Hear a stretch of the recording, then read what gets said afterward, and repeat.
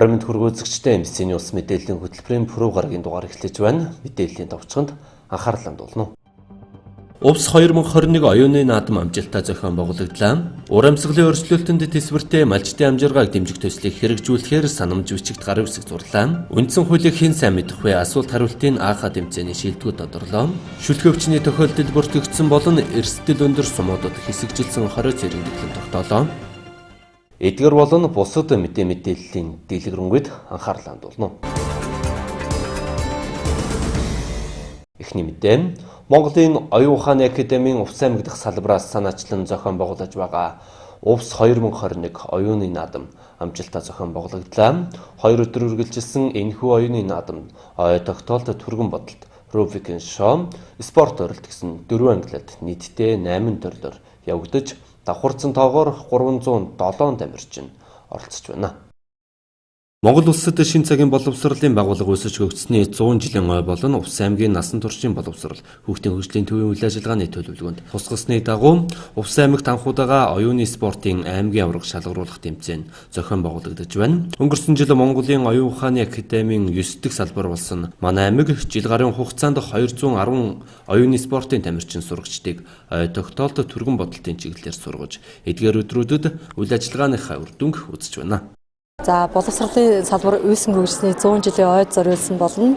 Манай Увс аймгийн хүүхдийн хөгжлийн хөтөлбөр тусгасны дагуу Увс 2021 оюуны наадам маань өнөөдөр амжилттай явагдаж байна.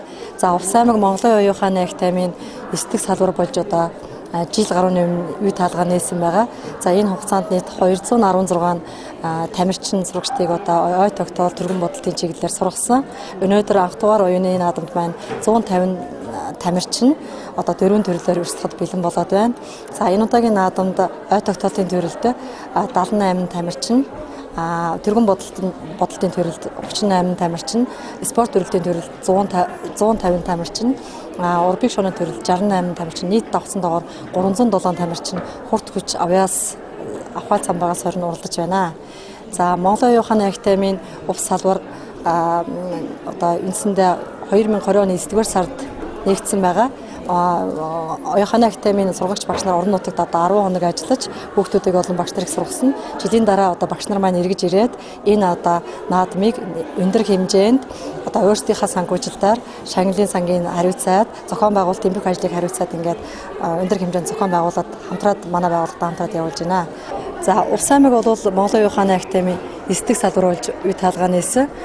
Ерөнхийдөө Монголын оюун ухааны академийн орон нутагт бол 15 салбар, тэгээ төвдөө бол 6 салбар, гадаадын улс оронд бол 5 салбар байдаг. Ой тогтоолт түргэн бодолтод бол одоо үндсэндээ Нау Хавта бас Монголдо одоо ой тогтоолтын оюуны өмчтэй одоо ганц юм байгууллага байгаа. Бид бол зөвлөх хувьчлэгээр жил гараа хамтарч ажиллаж байгаа. Үндсэндээ Монгол улсын хэмжээнд орон нутагтаа тэгээд гэрээсээ зөв хамгийн хэм зардлаар энэ төлөвлөгөөгөр суралцж байгаа энэ 307 хүүхдүүд бас өөрсдөө азтай тооцох байхаа гэж би бодож байна. Эцэгчүүдэд ч мөн одоо энэ оюуны хөгжлийг дэмжиж бас хамтар сайн ажиллаж байгаа. Ер нь бол мэдээллийн 900-д бол бичиг үсэхгүй хүн гэж уншиж чаддаггүй хүнийг хэлдэг байсан бол тэрний дараагаар одоо цахим тийм ээ мэдээллийн технологид ажиллаж чаддаггүй хүнийг бичиг үсэхгүй хүн гэдэг болсон. Одоо энэ 100-д бол мнемотехникийн аргачлалыг мэддэггүй. Энэ хэдэн 100 мянган мэдээллээс одоо хэрэгтэйгээ ялгаад тогтоогоо цээжлээд ашиглаж чаддаггүй мнемотехникийн аргачлалыг мэддэг хүмүүсийг бол бичиг үсэхгүй хүмүүс гэж одоо хэлдэг болоод байгаа. Тийм учраас л одоо манай хүүхдүүд бага наснаасаа энийг одоо суралцаж эхэлж байгаагаараа бас аз жаргалтайгаар суралцдаг ой тогтоолтыг бол. За өмнө би яг жилийн өмнө ирээд анх одоо оюун ухааны байгуулахад ирж одоо багшилсан байгаа. Өнөөдөр яг тэр одоо багшилсан хүүхдэд үр дүн үзэж чинь гэж ойлгож байна. Хүүхдүүдийн одоо өнгөрсөн сая хамгийн ихний төрөл болох нэрсээ төрлийг хилээд дууслаа. Тэгээд нэг тэмцээн 3 төрөл тэмцээн маань дуусын дараа хүүхдүүдийн маань одоо материалыг шалгаад ихэд ямар төвшөнд байгааг одоо би шалгаад байна гэсэн. Тэргүүрээ онцлогтой. Өмнө нь гэж одоо хөдөө орон нутгууд аймагуудаар ямар нэгэн байдлаар юугаар тэмцээн тамбал одоохондоо цогдог байгаа. Анхны аймагнууд танаа гэж болно. За хүүхдүүдийн нэг цолцоогоос хандгаас илүүтэй таад одоо нэг хүмүүсийнх нь өмнө маш сайн мэр гэж үгдэж байна. Яг тэгэхээр одоо энэ Увс аймагт ирээд одоо анх одоо нэг жилийн өмнө ирж байхад бол энд явж байгаа сургалтуудыг хараад үнэхээр их гайхсан. Яг тэгэхээр нийтдээ 20-од сургалтыг яг зөвхөн энэ салбарт хүүхдүүдийн төлөө ингээд зааж яана гэдэг нь өөр ямар ч аймагт байхгүй юм зүйл байгаа. Тийм учраас Увс аймгийн хүүхдүүд хүүхд талаараа өгч бүрэн боломж байна гэдэг юм дээр би харж хэлж чадж байна л да. Оюуны спортоор хичээллэж ой тогтоолтын чадвараа хөгжүүлснээр ажил, амьдрал, хичээл сургалгад мэдэгдэхүйц өөрчлөлт мэдрэгдэж шууд нөлөөлж байдаг. Хүмүүсийн утасны дугаар цээжлэх, олон ажлуудыг марталгүй дистаратагаар хийх, хувийн зохион байгуулалт сайтай болох, бүх төрлийн хичээлдээ сайжирч логик сэтгэлгээтэй болно гэд бүхий л зүйлд хэрэг болдог байна. Энгийн сурагч өдөрт англи хэлний 10 шинэ үг цээжилдэг байхад оюуны спортоор хичээлдэг хүүхэд 50 шинэ үг цээжлэх жишээтэй. Дараагийн мэдээ нь өнөөдөр дэлхийн зүүн олон улсын байгууллагын санхүүжилттэй уур амьсгалын өөрчлөлтөнд тэсвэртэй малчтын амжиргааг дэмжих төслийн танилцуулга уулзалт болон харилцаа ойлголцлын санамж бичигт гар үсэх зураг арга хэмжээ зохион байгуулагдлаа. Дэлхийн зүүн олон улсын байгууллагын санхүүжилттэй уур амьсгалын өөрчлөлтөнд тэсвэртэй малчтын амжиргааг дэмжих төслийн танилцуулга уулзалт болон харилцаа ойлголцлын санамж бичигт гар үсэг зураг арга хэмжээг өнөөдөр аймгийн засаг даргын тамгын газрын хурлын танхимд зохион байгууллаа.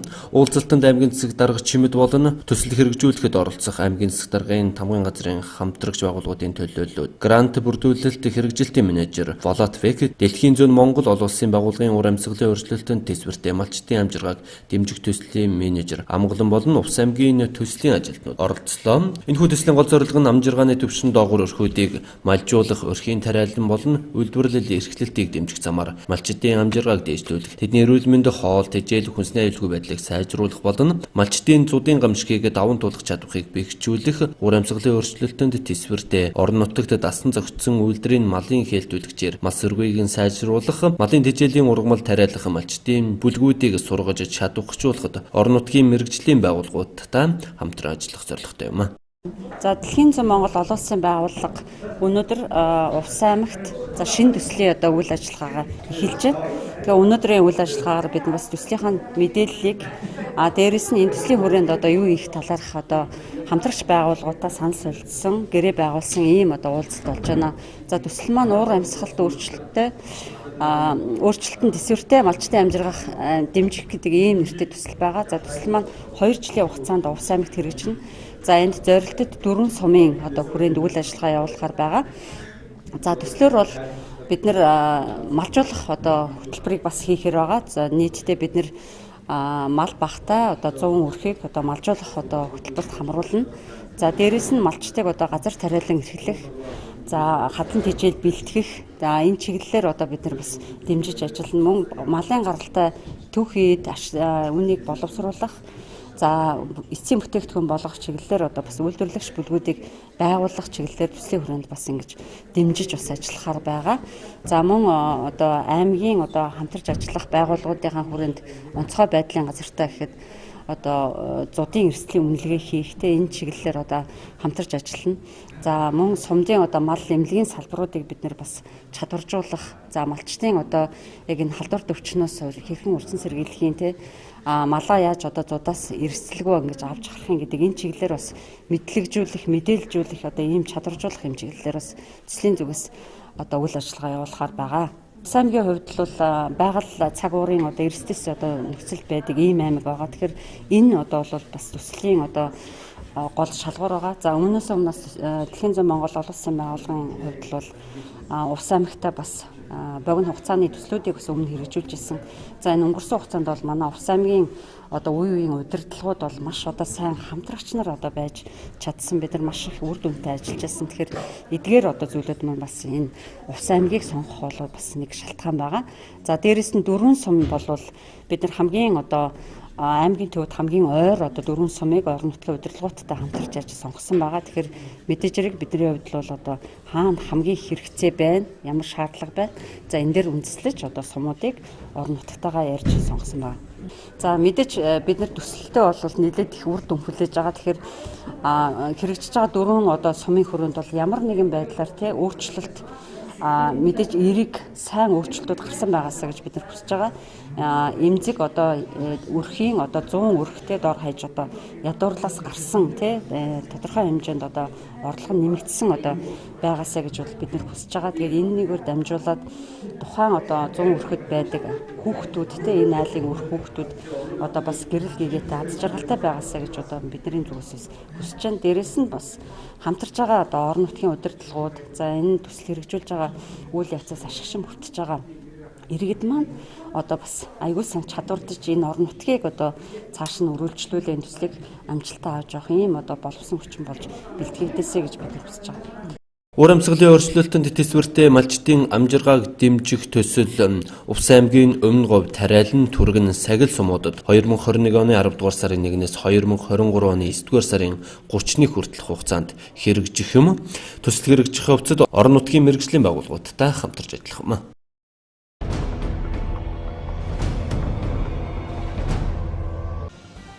Засгийн газрын ээлжид хуралдаан 2021 оны 12 дугаар сарын 22-нд болж коронавирус цар тахлын нөхцөл байдлыг хэрэгжүүлэх хариу арга хэмжээний талаар танилцуулга сонслоо.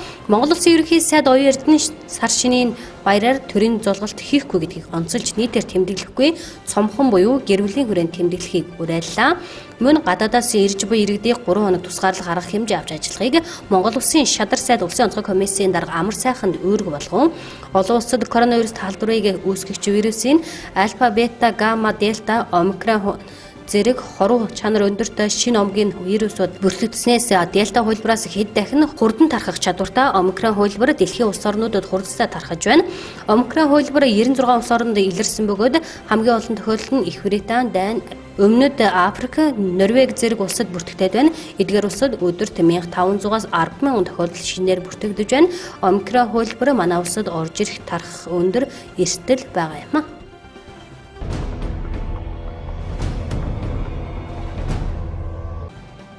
Улсын онцгой комиссийн нэгдсэн шуурхай штабын дэргэд малын амтны гоц халдвар төвчөнтэй тэмцэх багийг малын эмнэлгийн ерөнхий газрын малын эмнэлгийн хяналт эрсдлийн үнэлгээний газрын дарга Булбаатараар ахлуулан байгууллаа. Тус баг нь улсын хэмжээнд тохиолдож байгаа малын амтны гоц халдвар төвчний нөхцөл байдлын судалгаа хийх, аймаг орон нутгийн удирдлага холбогдох байгууллагуудын мэрэгжилтнүүдийг мэрэгжил арга зүйн зөвлөгөөгөөр хангах, эрсдлийг бууруулах, зөвлөмж, мэдээлэл өгөх үүрэгтэйгээр ажиллаж байна.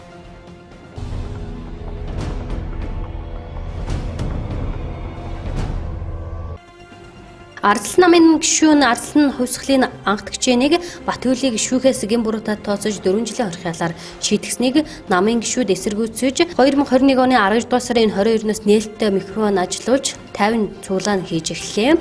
Батүлд холбогдох хэргийг Чингэлтэй дүргийн эрүүгийн хэргийн анхан шатны шүүх шийдвэрлсэн бөгөөд энэ хэргийг Ардсан намын гишүүд улс төрийн хилмигдүүлэлт гэж үзэж байгаа юм. Тодорхойлбол тус намын гишүүд эрх баригчдын золиосонд Ардсан хувьсгчдыг золиослож байгаад харамсаж байгаагаа илэрхийллээ. Энэхүү 50 цуглаан 7 хоног үргэлжлэх бөгөөд өдөр бүр хүний эрхийг хамгаалах үг хэлэх, үзэл бодлоо илэрхийлэх эрхчлөө хүссэн хүн бүр нээлттэйгээр онцлог юм. Ардсан намын дарга асан зөвлөхүүдийн танхимын гишүүн Эсэрдэн Монгол Ардын нам 100 дахь жил дээр анхудаа хүний эрхийн төлөө тэмцэх талаар мэдгэлээ. Өөрөөсөө эрх барьж байгаад л хүний эрхийг ноцтойгоор зорчиж үндсэн хуулийн эсрэг үзэл баримталтай ажиллаж байгаа нам ийм мэдгдэл хийх нь утгагүй. Өнөөдөр бид зөвхөн Батүл гэдэг хүний эрх ашигын төлөө биш, Монгол хүний эрх хэрэгжүүлээний төлөө тэмцэж нэгдэж байна. Хэрвээ улс төрийн ийм мэт хилмигдүүлэлтийг таслан зогсоохгүй 100% төрийн дарамтаар асуудлыг шийдвэрлэхээр шийдсэн бол бид цаашид хатуу тэмцэн гэдгээ илэрхийллээ.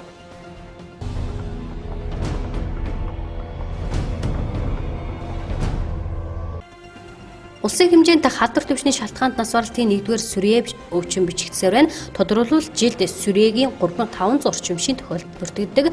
Уг өвчний улмаас жилд 200 гаруй хүн нас бардаг болохыг эрүүл мэндийн салбарын нь онцлоо. Эрүүл мэндийн яам болон халдвартай өвчин судлалын үндэсний төвөөс 2021 оны 12 дугаар сарын 22-ны сүрээгийн илрүүлэлт далд халдварын эмчилгээний чанар хүртээмжийг нэмэгдүүлэх нь үндэсний хэмжээний цахим уулзалтаас гарсан шийдвэр тулгамдсан асуудлын талаар мэдээлсэн юм. Энэ үеэр сүүлийн жилүүдэд хүүхдийн сүрээгийн тохиолдол нэмэгдсээр байгааг онцолсон. Энэ оны эхний 9 сард 14 хүртэлх насны 213 хүүхэд сүрээгээр өвчсөн. Энэ нь өнгөрсөн оныхоос 1.4%-аар нэмэгдсэн үзүүлэлт юм. Ялангуяа цар тахал хөл хорионоос шалтгаална сүүлийн 2 жилийн хугацаанд сүрээгийн илрүүлгийн үзлэгийн тоо 2 дахин буурчээ. Тухайлбал 2021 оны 3 дугаар удирдлагын байдлаар сүрээ өвчний 1735 тохиолдол бүртгэгдэж өмнөх оны үеийнхээс 36.3%-аар буурсан байна. Илрүүлгийн хувь буурснаар өвчлөл улам бүр нэмэгдэх эрсдэл байгаа юм. Сүрээ амьсгалын замаар дамжин халдварладаг архаг явцдаа өвчин тул иргэд өвчлснөө мэдэхгүй явцаар хөндрүүлэхийн зэрэгцээ бусдад халдвар тараасаар байдаг. тараадаг халдвартай хэлбэрийн сүрээтэй хүн жилд 10-аас 15 хүнд халдвар тараадгийн эмч мэрэгчлэнүүд тодотгосон иймэд цаашид сүрээгийн илрүүлгийг нэмэгдүүлэх, далд халдварын эмчилгээний хамралтыг нэмэгдүүлэх эрүүл мэндийн сайдын 2021 оны 7 дугаар албан даалгаврыг эрчимжүүлэх шаардлагатай байгааг эмч мэрэгчлэнүүд онцлоо.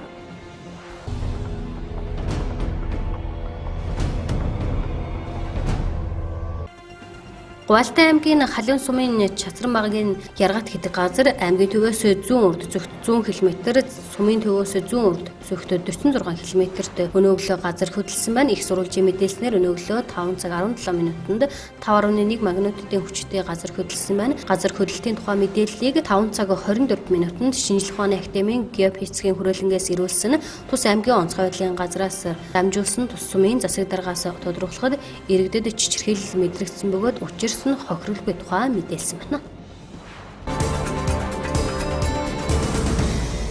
Дараагийн мэдээ. Монгол улсын үндсэн хууль батлагдсны 30 жилийн ойг тэмдэглэл өнгөрүүлэх ажлын хүрээнд аймгийн иргэдийн төлөөлөгчдийн хурлаас зохион байгуулсан үндсэн хуулийг хэн сайн мэдэх вэ? Асуулт хариултын АХ тэмцээнийг төрийн байгууллагын ажилтан албан хаагчдын хүрээнд зохион байгууллаа. Монгол улсын үндсэн хууль батлагдсны 30 жилийн ойг тэмдэглэл өнгөрүүлэх ажлын хүрээнд аймгийн иргэдийн төлөөлөгчдийн хурлаас зохион байгуулсан үндсэн хуулийг хэн сайн мэдэх вэ? Асуулт хариултын АХ тэмцээнийг төрийн байгууллагуудын ажилтан албан хаагчдын хүрээнд зохион байгууллаа. Уг тэмцээний 1-р байранд төрийн аудитын газрын ахлах аудитор Авир Мэд, 2-р байранд аймгийн байгаль орчин аялал жуулчлалын газрын мэргэжилтэн Дэлгэр Морин, 3-р байранд Улаангон политехник коллежийн багш Отхон Баатар, 4-р байранд гэр бүл хүүхэд залуучуудын хөгжлийн газрын мэргэжилтэн Сайхан Туул, 5-р байранд Ойрд хөгжим жүжигний театрын хөгжмийн багш Оюун Чимэг нар шалгарч өргөмжлөл мөнгөн шагналаар шагнагдлаа.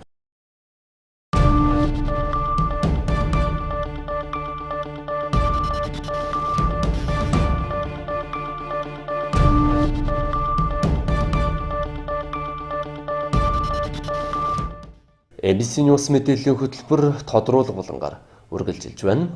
Өчигдөр Увс аймгийн онцгой комисс мал амьтны гоц халдварт шүлхээ өвчний нөхцөл байдал авч хэрэгжүүлж байгаа арга хэмжээний талаар хуралдаж, тохиолдол бүртгэгдээд байгаа болон эрсдэл өндөр байгаа сумуудад мэдээлэл хүргэж санал солилцлоо. Мөн энэгээр өнөөдрөөс эхлэн зарим сумуудад хэсэгчилсэн 20 цэрийн дэглэм тогтоох захирамжийг гаргалаа. Аймгийн онцгой комиссоос шүлхээ өвчний шүлхээ өвчнийг дэгдсэн болон шүлхээ өвчний эрсдлүүхий сумдуудад мэдээлэл хүргэх санал солилцох ажлыг өнөөдөр зохион байгуулж ажиллаа. За өвчин бүртгэгдсэн сумдуудад болоод эрсдэлтэй бүсийн сумдуудад заавар зөвлөмж хүргэх тэр бүс нутгийн нөхцөл байдалтай танилцах зэрэг ажлуудыг өнөөдөр зохион байгуулж ажиллаа. За ингээд маргаашнаас бол аймгийн засгийн 20 цэрийн захирамж шинжлэгдэж гарч байгаа. За энэ захирамжинд бол зүүн хангай, өндөр хангай, завхан, яргас, малчин гэсэн өлгий гэсэн сумдууд бол 20 цэрийн захирамжинд орж байгаамаа. За энэ захирамжийн хүрээнд бол тухайн сумыг бас бүхэлдэнд 20 цэр тогтоохгүйгээр зөвхөн тухайн өвчлөл бүртгэгдсэн баг бүс нутгуудад захирамж үйлчлэлээр ингэж бүсчил тогтоож захирамжаа гаргаж байгаа. За энэний хүрээнд бол тухайн халдвар тархсан баг болоод баг бүс нутгуудаас бол мал болоод малын гаралтай түүхий бүтээгдэхүүн, за машин тэрэг, хүн малын хөдөлгөөнийг гаргахгүй гэдэг ийм шийдвэр гарч байгаа. За энэ захирамжаанууд ингээд тодорхой хугацаагаар заагдаж гарч байгаа. За энэ шүлхээ өвчний дэгдэл бас өндөр байгаатай холбоотойгоор ингэж тодорхой хугацаар гарч байгаа гэсэн.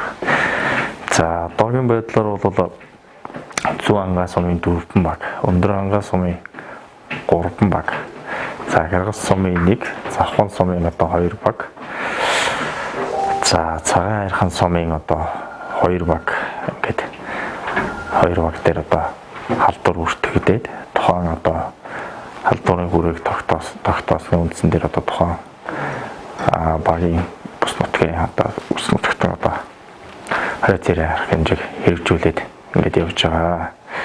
За 20 цэрийн арга хэмжээг хэрэгжүүлэхээс гадна 12 сард бол Малмын ерөнхий газраас орж өгснэг 415 мянган богийн том вакцинаар бид нэр хамгаалтын одоо бүс зургус үүсгэх зорилготойгоор одоо өмнө говь, хөлгий, завхан,